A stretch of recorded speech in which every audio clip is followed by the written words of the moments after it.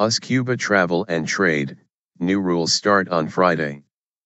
New travel and trade rules between the US and Cuba are to take effect on Friday, US officials say.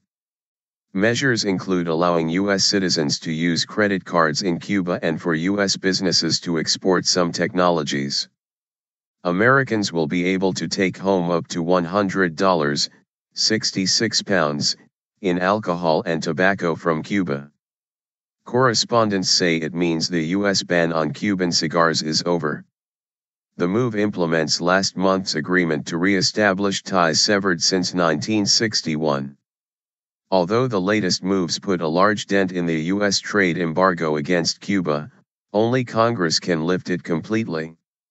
Earlier this week, US officials said Cuba had completed the release of 53 political prisoners agreed as part of the historic deal. Policies out of date.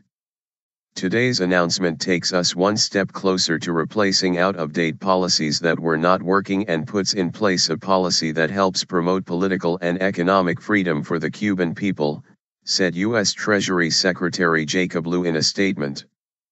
Jump media player help out of media player. Press enter to return or tap to continue.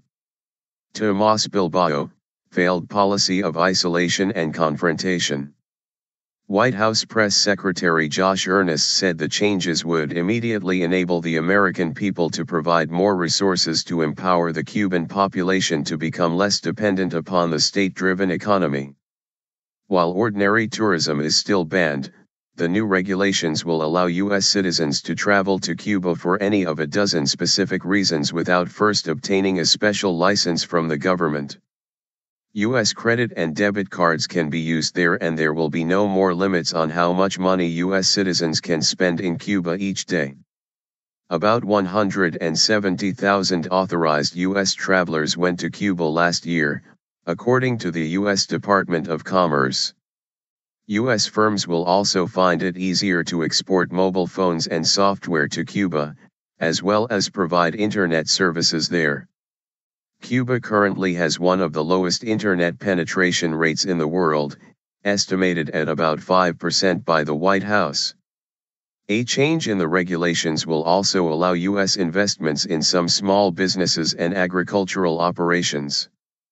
The thaw in relations between the two countries was announced last month in simultaneous televised speeches by President Barack Obama and his Cuban counterpart, Raúl Castro. Later this month, U.S. Assistant Secretary of State Roberta Jacobson will lead a delegation to Cuba to discuss migration issues. They will be the first high-level talks since the easing of relations was announced. President Obama used his executive powers to ease the embargo, defying hardline critics. Analysts say Congress is unlikely to agree to lift the embargo completely anytime soon. Cuban-American Republican Senator Marco Rubio said Mr. Obama's policy would harm ordinary Cubans. This is a windfall for the Castro regime that will be used to fund its repression against Cubans, he said in a statement.